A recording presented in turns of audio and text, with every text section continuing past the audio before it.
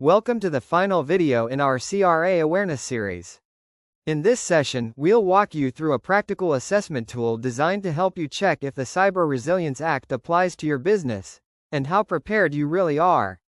You may ask, why is an assessment required? The CRA introduces complex requirements across design, documentation, reporting, and enforcement. This tool simplifies the process.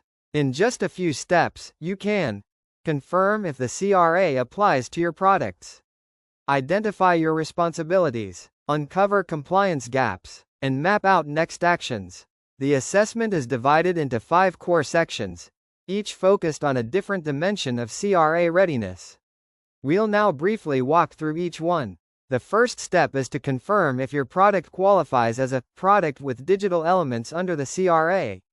It also screens for exemptions, such as defense, or if your product is already regulated under other EU frameworks like medical or automotive rules. CRA obligations vary based on your role. This section helps you clearly define what type of economic operator you are, and adjusts follow-up questions based on your selection. If you're already subject to other EU laws, like the NIS2 Directive, GDPR, or AI Act, this section helps identify overlapping compliance areas. It also checks if you're aligned with cybersecurity standards like ISO, IEC 27001. CRA compliance isn't just about product features, it's also about your documentation and internal processes.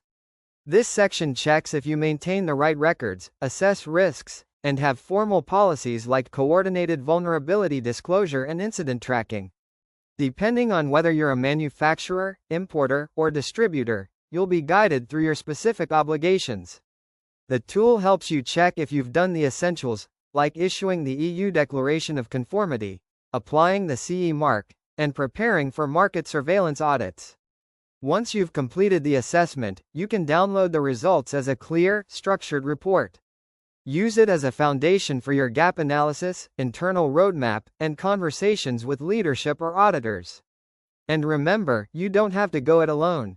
If any areas seem unclear or complex, get expert help to make sure your next steps are accurate and aligned with the CRA. Let's wrap up with a quick recap. In this series, we've walked through the entire Cyber Resilience Act, from its structure and actors, to overlapping regulations, product scope, security obligations, and how to handle vulnerabilities.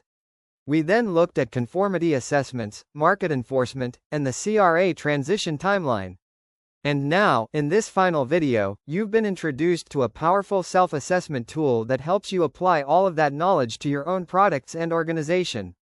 It highlights gaps, maps documentation needs, and points you toward next actions.